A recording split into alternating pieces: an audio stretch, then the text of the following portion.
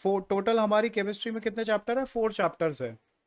ठीक है, तो उनको कवर करना है हमको। अब ये बताओ, आपको नाइन्थ में आपने जो थर्ड चैप्टर और फोर्थ चैप्टर अच्छे से पढ़ा था नाइन्थ क्लास में?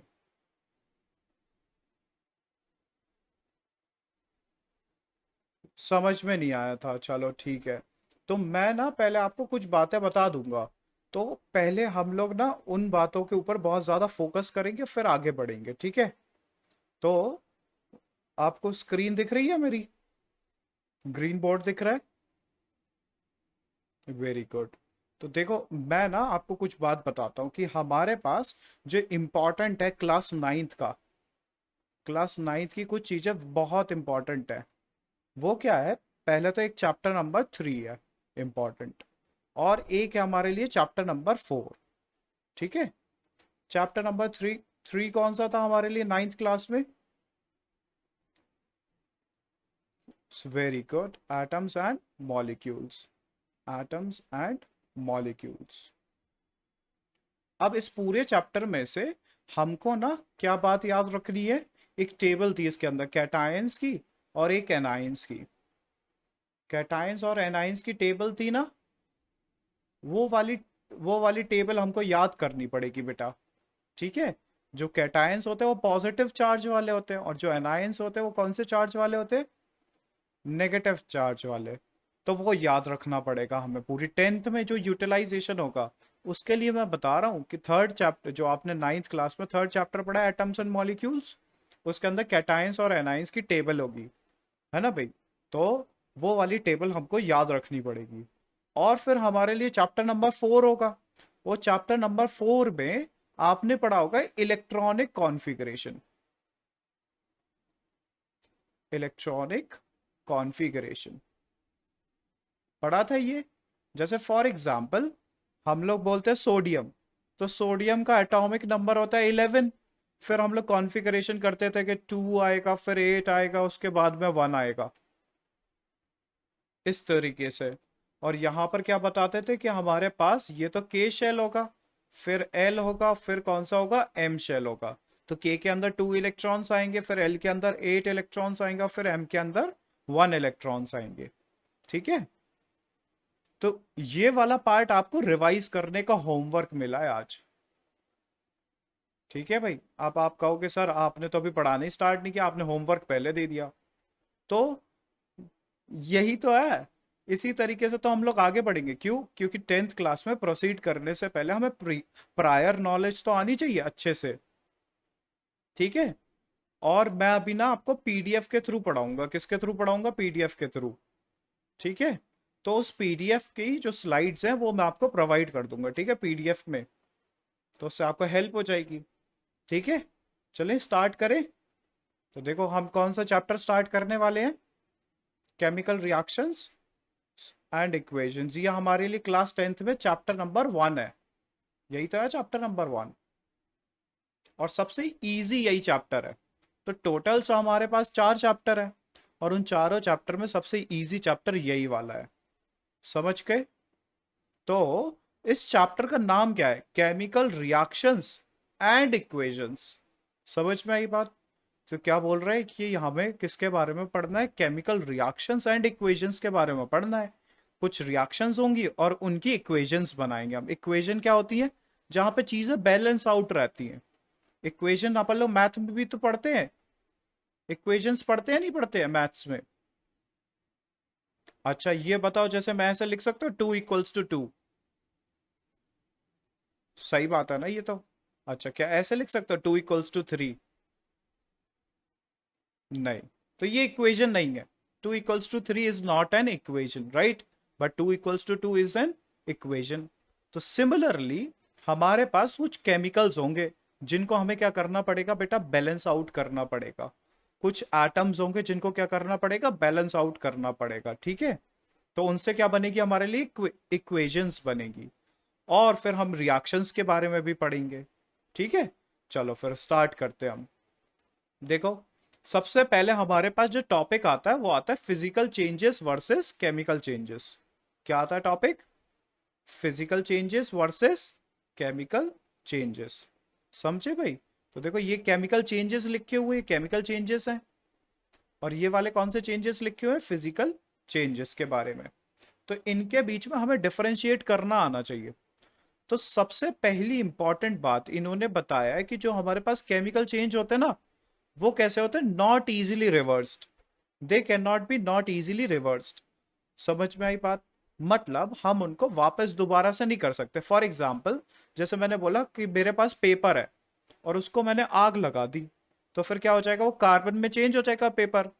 तो अब मैं आपसे बोलूं इस कार्बन से दोबारा पेपर बना के दिखाओ, तो पॉसिबल है क्या? नहीं है ना पॉसिबल। तो वो हमारे लिए कैसा हुआ, केमिकल चेंज हुआ। वो क्या हुआ हमारे लिए, केमिकल चेंज। ओके। तो केमिकल चेंजेस कैसे होते हैं, सबसे पहली बात तो हमें ये पता चला वो कैसे होते हैं, इरिवर्सिबल। कैसे होंगे बेटा, इरिवर्सिबल होंगे। Very good. तो फिजिकल चेंजेस कैसे होते हैं,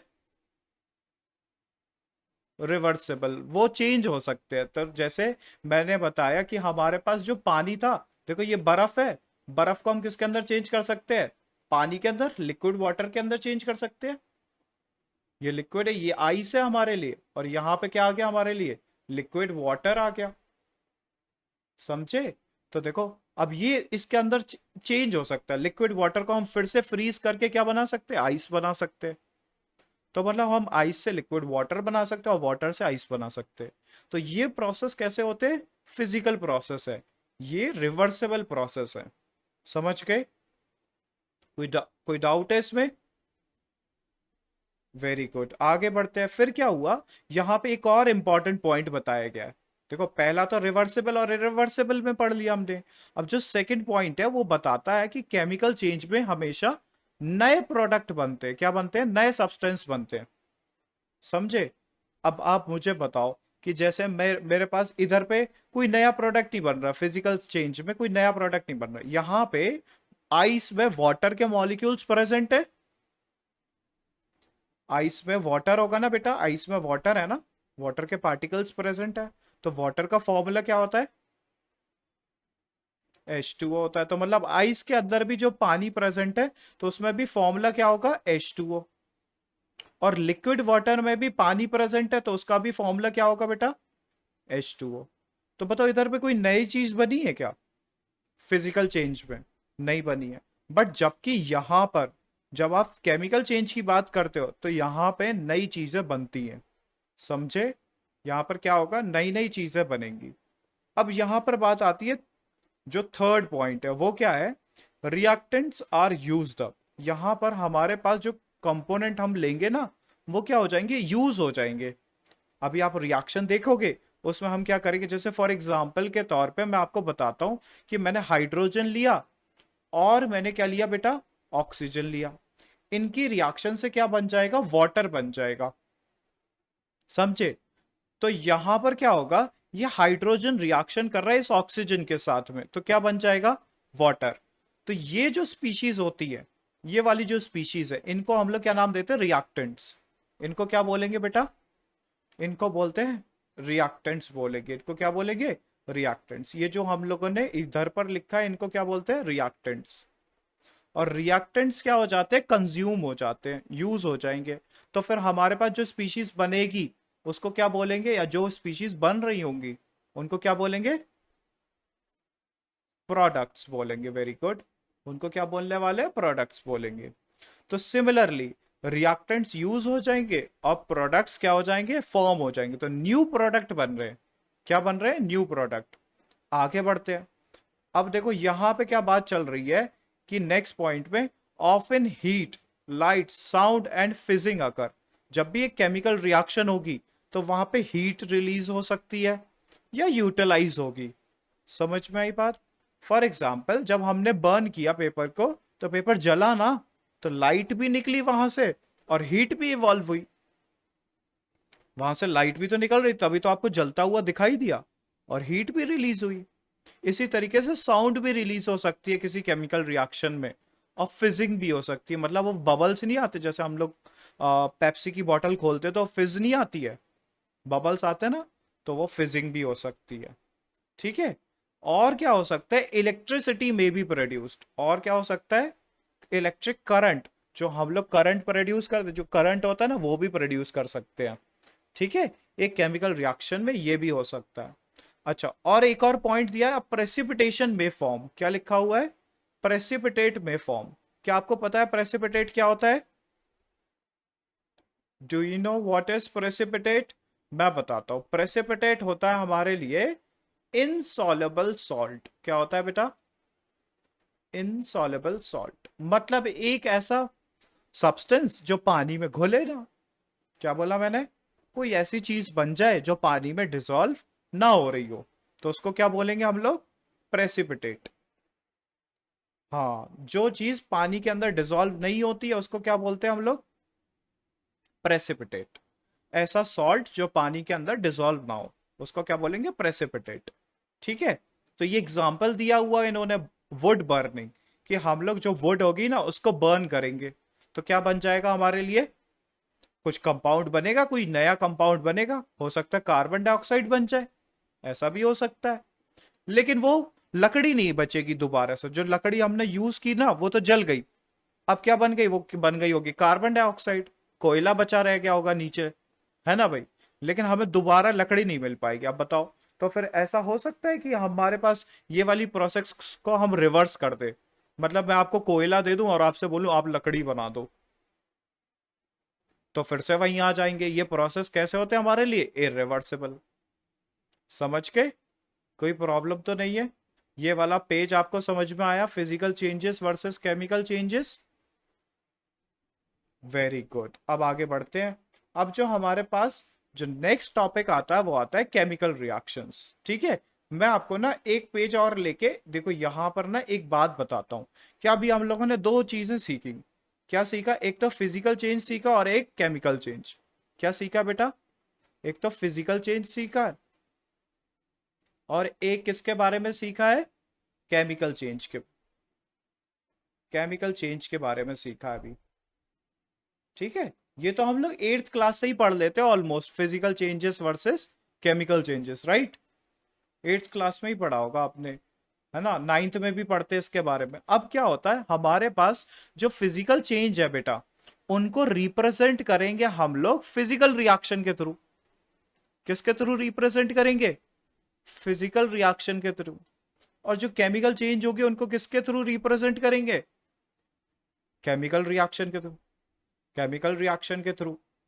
ठीक है, अब एग्जाम्पल बताता हूं मैं आपको। जैसे आप देखिए यहां पे फिजिकल चेंज में एग्जाम्पल हमने लिया था melting of ice, melting of ice.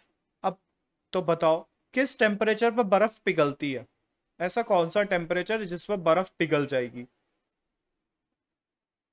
अच्छा, बर्फ जमती किस टेम्परेचर पे है? जो हमारे पास जैसे लिक्विड वाटर है ये, इस लिक्विड वाटर को हम फ्रीजर में रखते हैं ना, तो फ्रीजर में रखने के बाद वो चेंज हो जाती किसके अंदर? आइस के क्यूब्स के अंदर। आइस के क्यूब्स बन जाते नहीं बन जाते? ये आइस है और ये क्या है हमारे लिए? वाटर। तो ये दूसरे में जम जाते हैं ना, वाटर आइस में चेंज हो जाता है। किस टेम्परेचर पे होता है चेंज?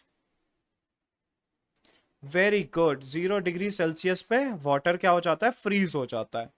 और मैं आपको बताऊं, आइस जो होती है वो पिघलती भी कितने पर है? 0 डिग्री सेल्सियस पे। समझे? तो जो आइस होगी वो वाटर के अंदर चेंज होगी, वो भी किस टेम्परेचर पे? 0 डिग्री सेल्सियस पे। तो ये हमारे लिए एक तरीके से फिजिकल प्रोसेस हुआ या नहीं हुआ? तो फिर हम इसको फिजिकल रिएक्शन के थ्रू कैसे रिप्रेजेंट करेंगे? ये भी क्वेश्चन आता है, फिजिकल रिएक्शन के थ्रू कैसे रिप्रेजेंट करेंगे? अब आप मुझे बताओ कि हमारे पास वाटर, जो लिक्विड वाटर है, यहां पर कर्सर दिख रहा है आपको बेटा? तो कर्सर पे ध्यान दो, जहां पे मैंने लिक्विड वाटर को ड्रॉ किया है वहां पे वाटर का फॉर्मूला क्या होगा? H2O। Very good. अब जो आइस है वो भी हमारे लिए वाटर ही है ना? वेरी गुड, तो उसका भी फॉर्मूला क्या होगा? Very good. अब ये बताओ, ये वाटर हमारे लिए लिक्विड फॉर्म में है ना? किस फॉर्म में है? तो हम इसको क्या लिख देंगे? L। और ये सॉलिड फॉर्म में तो इसको क्या लिख देंगे? S। समझ गए? और देखो फिर ये लिक्विड वाटर सॉलिड वाटर के अंदर भी चेंज हो सकता है और ये सॉलिड वाटर लिक्विड वाटर के अंदर भी चेंज हो सकता है ना, एक दूसरे के अंदर चेंज हो सकते हैं। ये किसको, ये वाला जो मैंने सिंबल बनाया ना बेटा, ये वाला जो सिंबल ड्रॉ किया मैंने, ये वाला जो सिंबल ड्रॉ किया है, ये किसका सिंबल है, रिवर्सिबिलिटी का। ये किसका सिंबल है, मतलब कि ये दोनों आपस में इंटरचेंज हो सकते हैं, ये आपस में क्या हो सकते हैं, इंटरचेंज। और ये वाला प्रोसेस कितने टेम्परेचर पे हो रहा है, किस टेम्परेचर के ऊपर हो रहा है, किस टेम्परेचर पे हो रहा होगा ये? हेलो, आवाज आ रही है बेटा? अच्छा, तो नेटवर्क में इशू होगा कोई। ठीक है, ये देखो 0 डिग्री सेल्सियस पे होगा ना ये प्रोसेस। Very good. तो ये हमारे लिए एक तरीके से फिजिकल रिएक्शन डिपेक्ट कर दी हमने। ये क्या बता दिया हमने, फिजिकल रिएक्शन को बता दिया। यहाँ पे कोई नया कंपाउंड तो नहीं बन रहा है ना, पानी है, यहाँ पर भी पानी है, दोनों तरफ पानी है, बस एक तरफ लिक्विड फॉर्म में एक तरफ सॉलिड फॉर्म में है। तो ये किस तरीके का चेंज है, फिजिकल चेंज है, और इसको हम रिप्रेजेंट कर रहे हैं इस रिएक्शन के थ्रू। तो ये क्या होगा, ये हमारे लिए फिजिकल रिएक्शन। ठीक है, वेरी गुड। अब हम आते हैं किसके ऊपर बेटा, केमिकल रिएक्शन के ऊपर। किसके ऊपर आएंगे, केमिकल रिएक्शन।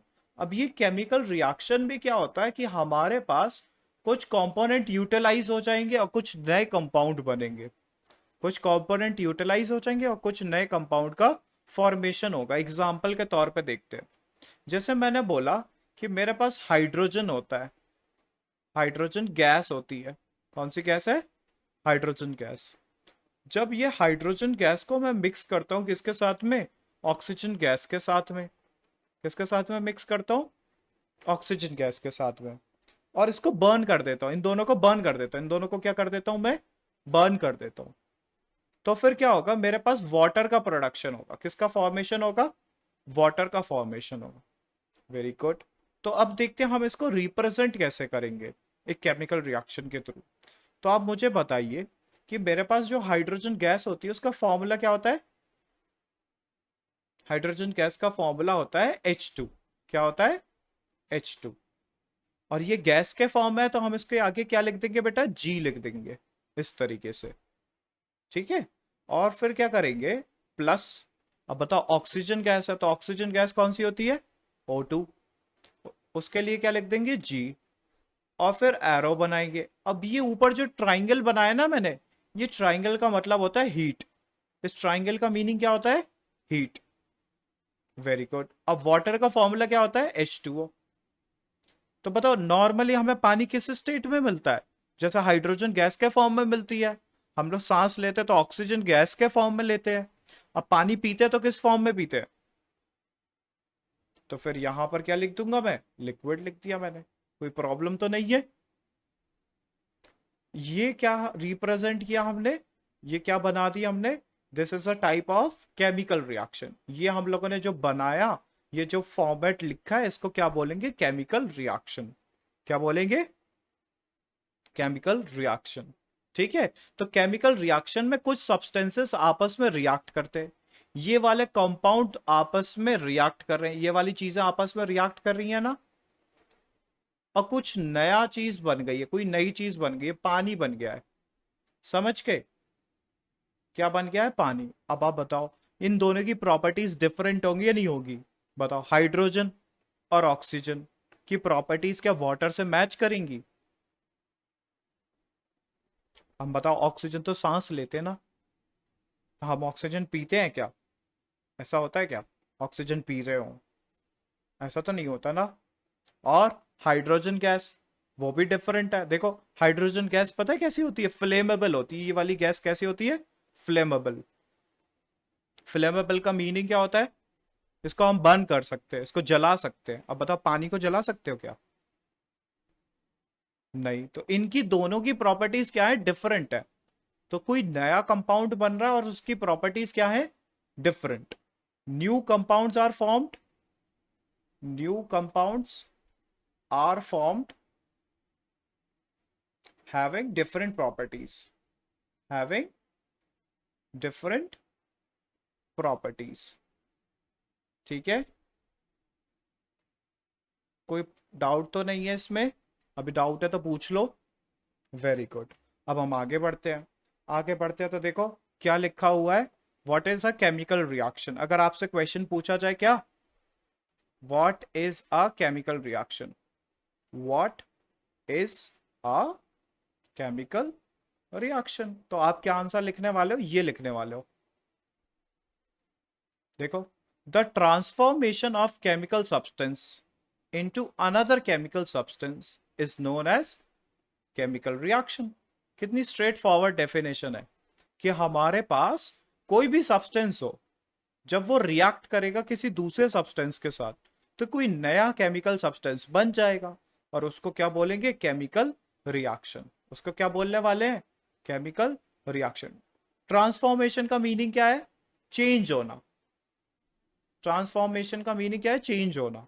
अब बताओ, अभी हमने एक केमिकल रिएक्शन लिखी थी, H2 plus O2 gives H2, है ना। तो हाइड्रोजन और ऑक्सीजन की रिएक्शन हो रही थी तो वाटर बन रहा था, तो ट्रांसफॉर्म ही तो हो रहा था, एक नई चीज तो बन रही थी, है ना भाई।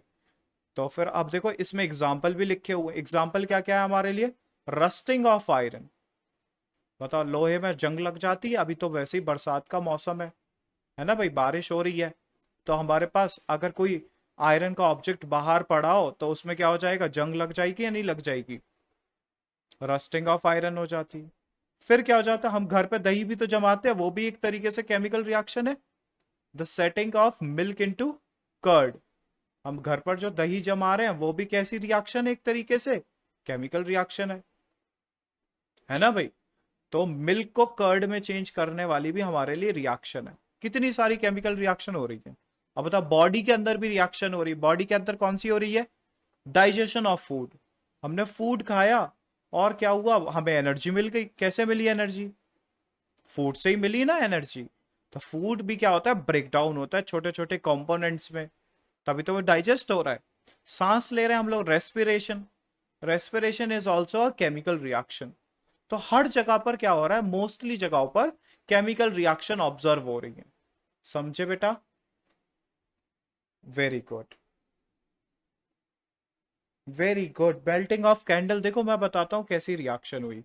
अब आप बताओ, मेल्टिंग ऑफ वैक्स हो सकता है, और एक हो सकता है बर्निंग ऑफ कैंडल। समझे भाई। अब देखो, मेल्टिंग ऑफ वैक्स है, तो इस वाले केस में वैक्स तो मेल्ट हो रही है, मतलब वैक्स हमारे पास पहले किस फॉर्म में थी, सॉलिड फॉर्म में थी, अब वो किसके अंदर चेंज हो गई है, लिक्विड फॉर्म में चेंज हो गई है।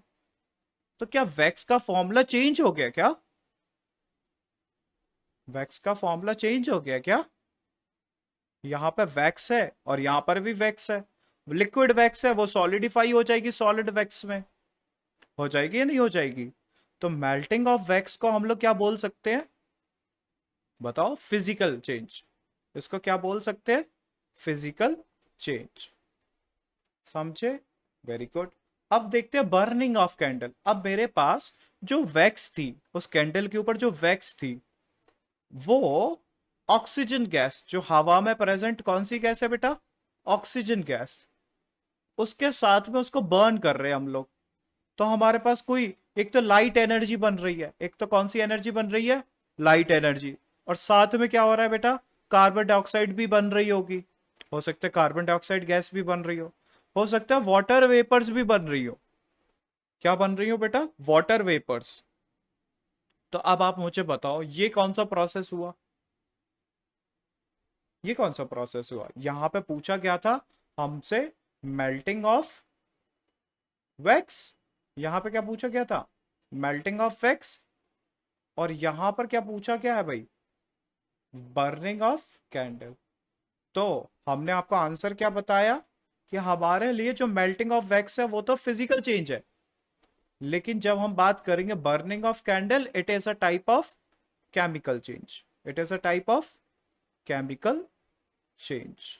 क्यों, क्योंकि वहां पे हम लोगों ने रिएक्शन कराई है ऑक्सीजन के साथ में। क्या किया बेटा, रिएक्शन कराई है हमने ऑक्सीजन के साथ में, तो कोई नए कंपोनेंट ही तो बन रहे। ये देखो यहां पे क्या बन गया, कार्बन डाइऑक्साइड बन गया, और क्या बन गया, वाटर बन गया, और देखो लाइट एनर्जी बनी, नए सब्सटेंस बन गया, वैक्स तो बची ही नहीं, अब तो वो तो रिएक्ट कर गई, कोई नया सब्सटेंस बचा हुआ, तो फिर वो हमारे लिए क्या हो गया, केमिकल चेंज हो गया। समझ गए? तो अब बहुत सारी बुक्स में डिफरेंट डिफरेंट लिखा रहता है, वो अपने अकॉर्डिंग, मतलब इसमें इंटरचेंज हो जाए। मैं कैसे पढ़ता हूँ इस तरीके से, मैंने क्या दिमाग लगाया, मेल्टिंग ऑफ वैक्स, यानी कि वैक्स सॉलिड फॉर्म में थी, अब वैक्स लिक्विड फॉर्म में चली गई, अब वैक्स लिक्विड फॉर्म से सॉलिड फॉर्म में भी आ सकती है दोबारा से, तो ये तो हो गया हमारे लिए फिजिकल चेंज। लेकिन बर्निंग ऑफ कैंडल में क्या हो रहा है कि वैक्स जो है कैंडल के ऊपर, वो रिएक्ट कर रही है ऑक्सीजन गैस के साथ में, तो लाइट एनर्जी भी बन रही है, बर्न हो रही है ना वैक्स, तो फिर क्या हो गया, कार्बन डाइऑक्साइड गैस भी बन रही है, वाटर भी बन रहा है, तो फिर ये हमारे लिए कैसी रिएक्शन हो गई, एक केमिकल रिएक्शन। तो केमिकल चेंज बोलेंगे हम इसे, क्या बोलेंगे, केमिकल चेंज। कोई डाउट तो नहीं है? वेरी गुड, अब आगे बढ़ते हैं। इसमें क्या बोला गया, देखो ये वाली स्लाइड बहुत ही इंपॉर्टेंट है, बहुत ही ज्यादा इंपॉर्टेंट है। क्यों है इंपॉर्टेंट? क्योंकि यहां पर एक बात लिखी हुई है, वो पढ़ते हैं। देखो क्या लिखा है, इन अ केमिकल रिएक्शन, क्या लिखा हुआ है, in a chemical reaction a new substance is formed which is completely different in properties, which is completely different in properties। ये बहुत इंपॉर्टेंट लाइन लिखी हुई है, क्या बोला मैंने, क्या बोला मैंने, completely different in properties, completely different in properties। ये वाली जो लाइन दिख रही है ना, ये बहुत इंपॉर्टेंट लाइन है कि हमारे पास जो भी नया कंपाउंड बन रहा है, उसकी प्रॉपर्टी जो स्टार्टिंग में आपने सब्सटेंस लिया था उससे क्या है, डिफरेंट है। In a chemical reaction new substance is formed which is completely different in properties from the original substance, जो आपने स्टार्टिंग में लिया था उससे तो बहुत ही ज्यादा डिफरेंट होगी। So in a chemical reaction a chemical change take place. वही बात है ना, जहां पर केमिकल चेंज हो रहा होगा तो वहीं पर तो केमिकल रिएक्शन हो रही होगी। ऐसा बोल सकते हैं ना कि जहां पर केमिकल चेंज हो रहा होगा तो वहीं पे हमें क्या देखने को मिलेगा, केमिकल रिएक्शन देखने को मिलेगी। ऐसा होगा या नहीं होगा? ये दोनों आपस में इंटरचेंज हो सकती है ना, केमिकल चेंज मतलब केमिकल रिएक्शन, और केमिकल रिएक्शन मतलब केमिकल चेंज। बस खास बात क्या है यहाँ पे जो आपको याद रखनी है, कि हमारे पास जब भी, जैसे कोई हमारे पास रिएक्टेंट है, फॉर एग्जांपल हाइड्रोजन और ऑक्सीजन का मैं एग्जांपल लेके चल रहा था, तो यहां पर मैंने अभी आपको बताया कि हाइड्रोजन की प्रॉपर्टीज और ऑक्सीजन की प्रॉपर्टीज वाटर से मैच नहीं करती है, वाटर से मैच तो नहीं करती है ना। वाटर आग को बुझा देता है, और तुमको बताऊं ये दोनों का मिक्सचर ना बहुत ही ज्यादा फ्लेवेबल, ये बॉम्ब की तरह यूज कर सकते हैं हम लोग, एक्सप्लोजिव की तरह। हाइड्रोजन और ऑक्सीजन का मिक्सचर किसकी तरह यूज कर सकते हैं, एक्सप्लोजिव की तरह। मैं आपको दिखाऊंगा अभी वीडियो, ठीक है। तो फिर ये हमारे लिए किसकी तरह यूटिलाइज कर सकते हैं हम लोग, एक्सप्लोजिव की तरह। धमाकेदार चीज है ये हाइड्रोजन और ऑक्सीजन का मिक्सचर। लेकिन देखो पानी क्या होता है, वहीं आग लगी हो कहीं पे बुझा देगा, इट एक्सटिंग्विशेस द फायर। ये क्या करता है, इट एक्सटिंग्विशेस द फायर, ये आग को बुझा देता है, उल्टा काम करता है। ये उल्टा काम करता है नहीं करता है, तो मतलब यहां पर प्रॉपर्टीज दोनों की क्या है, डिफरेंट है। यहाँ पर हाइड्रोजन ऑक्सीजन की प्रॉपर्टी आपस में ही मैच नहीं करती। हम सांस लेते हैं तो हमें कौन सी गैस चाहिए, ऑक्सीजन गैस, ऐसा है ना। और हम हाइड्रोजन गैस तो नहीं लेते, कोई लेता है हाइड्रोजन गैस सांस में, ऐसा पॉसिबल है क्या? ऐसा तो नहीं है पॉसिबल। लेकिन वो क्या है, ये एक्सप्लोसिव है, इन दोनों का मिक्सचर एक्सप्लोसिव है। और वाटर की बात करें तो वो पानी आग को बुझा देता है। समझ गए? अब देखो क्या बोल रखा है इसमें नेक्स्ट लाइन में, only a rearrangement of atoms takes place in a chemical reaction. सिर्फ क्या होगा हमारे लिए, एटम का रीअरेंजमेंट होगा। किसका रीअरेंजमेंट होगा, एटम का। एटम्स रीअरेंज हो जाएंगे। जो एटम पहले यहां पर देखो, मैं अभी आपको एक इमेज दिखाऊंगा, उससे आपको अच्छे से पता चलेगा। ये वाली इमेज देखो, ये वाली कौन सी रिएक्शन है, बता सकते हो? अभी बताई थी ना, very good. H2 plus O2 gives H2O। अब देखो यहां पर हमें हाइड्रोजन और हाइड्रोजन के बीच में एक बॉन्ड नजर आ रहा है। ये एक हाइड्रोजन का एटम है, ब्लू कलर की बॉल, और ये एक हाइड्रोजन की बॉल है। यहां पर देखो ये हाइड्रोजन है और ये हाइड्रोजन है। समझ में आई बात? अब क्या किया होगा मैंने, इनके बॉन्ड को ब्रेक किया होगा। देखो ये वाला बॉन्ड तोड़ा होगा, इसको अलग किया होगा। सिमिलरली इसको ब्रेक किया होगा, इसको ब्रेक किया होगा। फिर क्या किया होगा, ऑक्सीजन के बीच में, ये देखो ऑक्सीजन दिख रहा है ना आपको बेटा, ये ऑक्सीजन है और एक ये ऑक्सीजन है। इनके बीच में दो बॉन्ड होते हैं, कैसे होते हैं, डबल बॉन्ड होता है इस तरीके से। जैसा हाइड्रोजन और हाइड्रोजन के बीच में एक सिंगल बॉन्ड है, इसी तरीके से ऑक्सीजन और ऑक्सीजन के बीच में क्या होता है, डबल बॉन्ड। तो उसको भी ब्रेक किया होगा मैंने, उसको भी क्या किया होगा, ब्रेक किया होगा। ये देखो बीच में से तोड़ दिया मैंने, समझ गए? तो अब देखो एक ऑक्सीजन और दो हाइड्रोजन को कनेक्ट कर दिया। यहां पर क्या कनेक्ट कर दिया, एक ऑक्सीजन, उसके साथ में एक हाइड्रोजन यहां पर जोड़ दिया। और एक हाइड्रोजन देखो ये पीछे की तरफ बॉल है ब्लू कलर की, दिख रही है ना, देखो ये पीछे की तरफ वो वाली। तो ये वाटर का एक मॉलिक्यूल बन गया। सिमिलरली यहां पर क्या है, ऑक्सीजन, और यहां पर क्या है, हाइड्रोजन, और यहां पर क्या है, पीछे की तरफ एक हाइड्रोजन। समझ गए? तो फिर देखो हमें हाइड्रोजन कितनी रिक्वायर्ड हुई, दो। दो हाइड्रोजन के मॉलिक्यूल्स चाहिए पड़े। और ऑक्सीजन कितनी रिक्वायर्ड हुई, एक। और यहां पर पानी कितने बन गए, दो। टू मॉलिक्यूल्स बन गए, नहीं बन गए? तो यहां पर रीअरेंजमेंट ऑफ एटम्स ही तो हो रहा है, एटम्स ही तो रीअरेंज हो रहे, कुछ बॉन्ड टूट रहे। एक खास बात क्या नोटिस करी, बॉन्ड ब्रेकिंग होती है।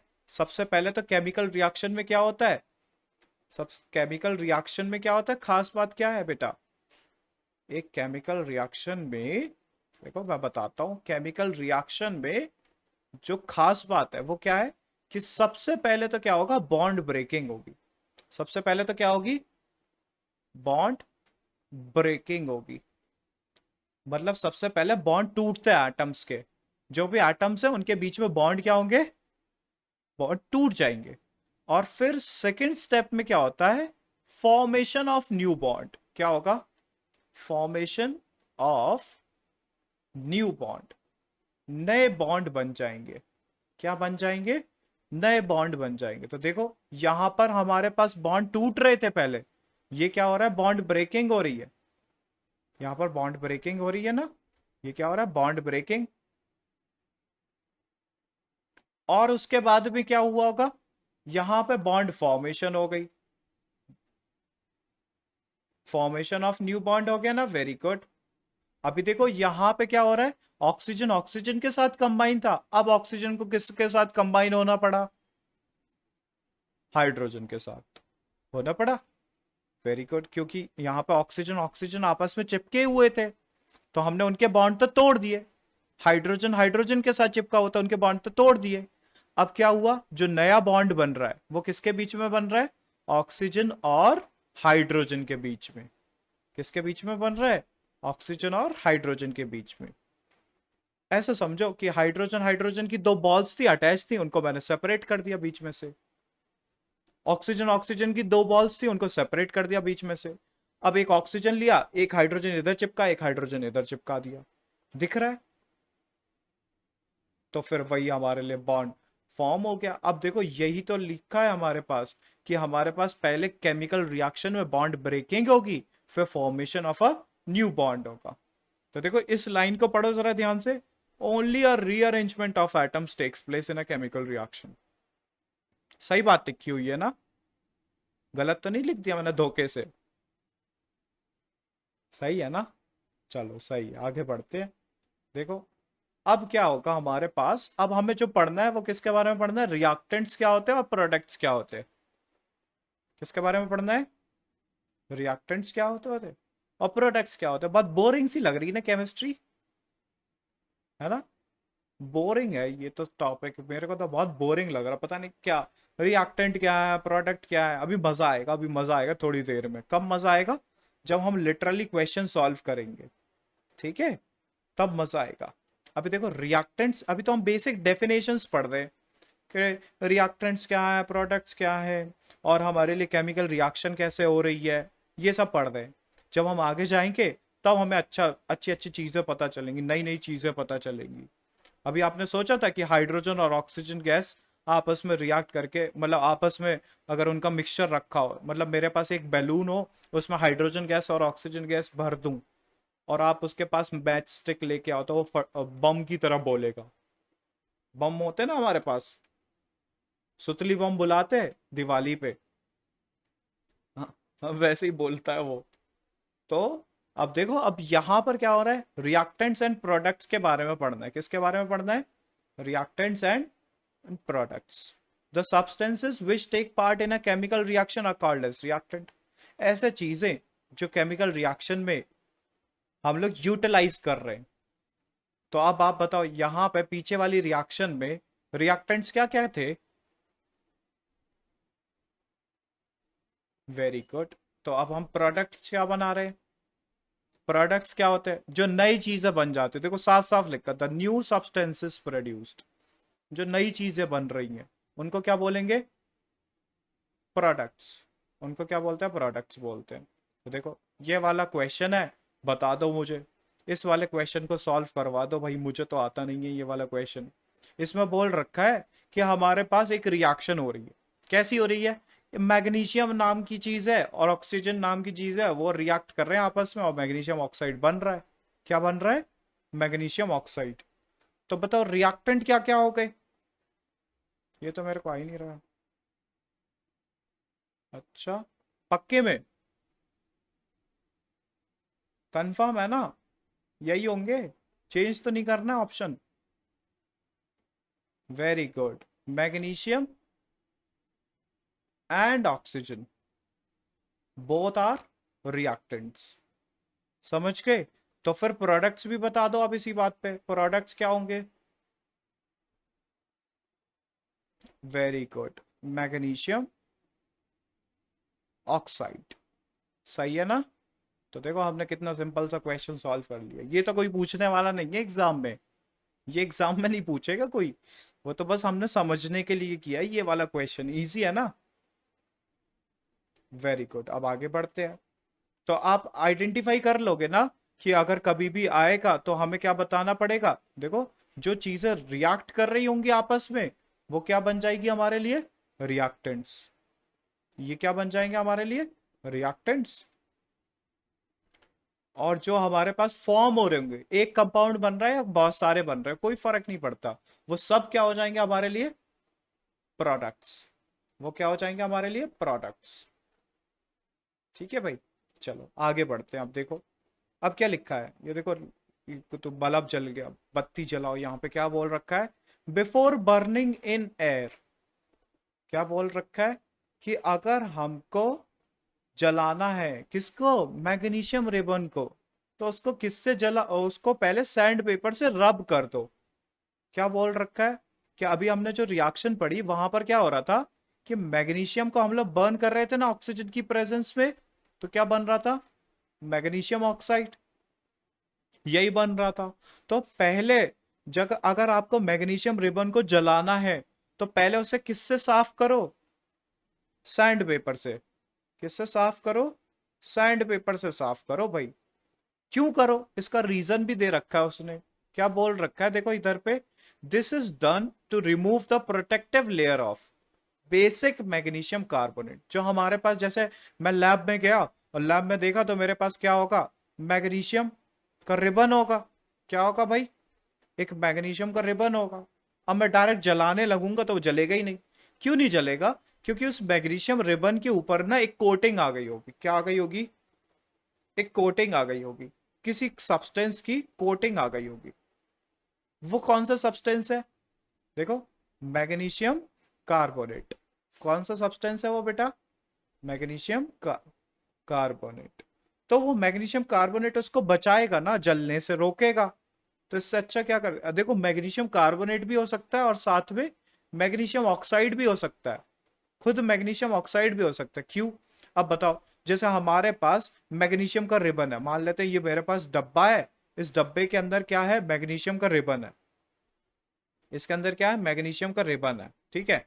अब मैंने इसको खुले में रख दिया, एटमॉस्फेयर में रख दिया। लैब में तो ऐसे ही रख देते हैं। तो क्या होगा? यहाँ पे बहुत सारी गैसेस भी तो है ना प्रेजेंट। ऑक्सीजन गैस है, नाइट्रोजन गैस है, कार्बन डाइऑक्साइड गैस है।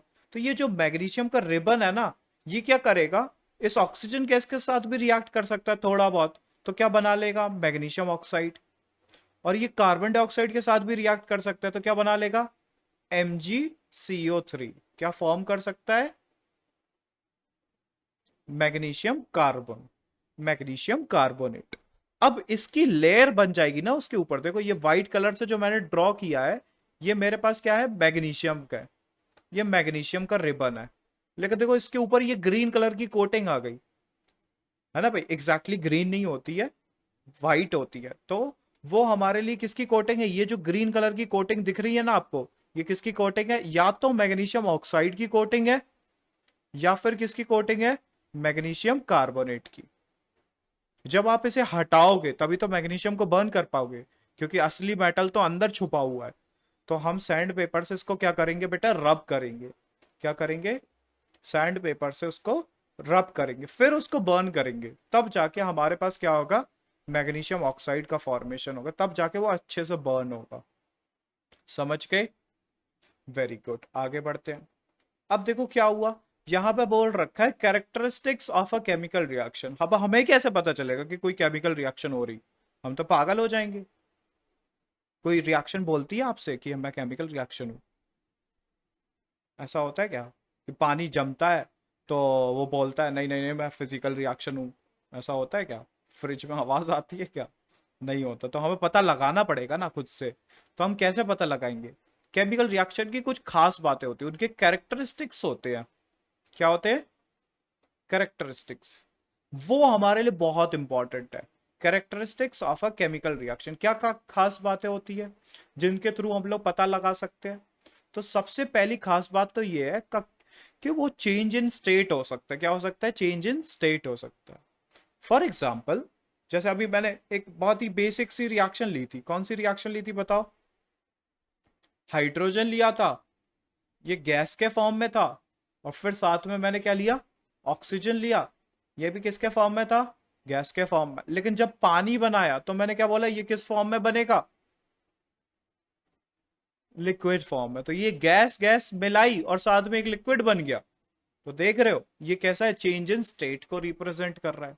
किसको रिप्रेजेंट कर रहा है, चेंज इन स्टेट को। Very good. अब सेकंड जो है वो चेंज इन कलर भी हो सकता है, कि मान लेते हैं मेरे पास क्या हुआ, एक अज्यूम करते हैं मेरे पास एक बीकर है, उस बीकर के अंदर कोई सॉल्यूशन पड़ा है, वो व्हाइट कलर का है।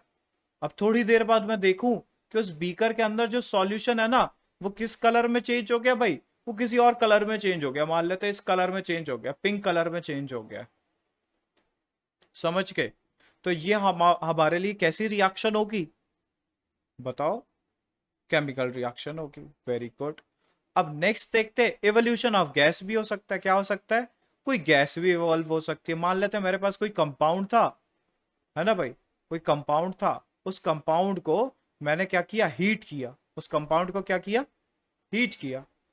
तो फिर हमारे पास कोई वेपर्स फॉर्म होने लगी, कुछ वेपर्स फॉर्म होने लगी।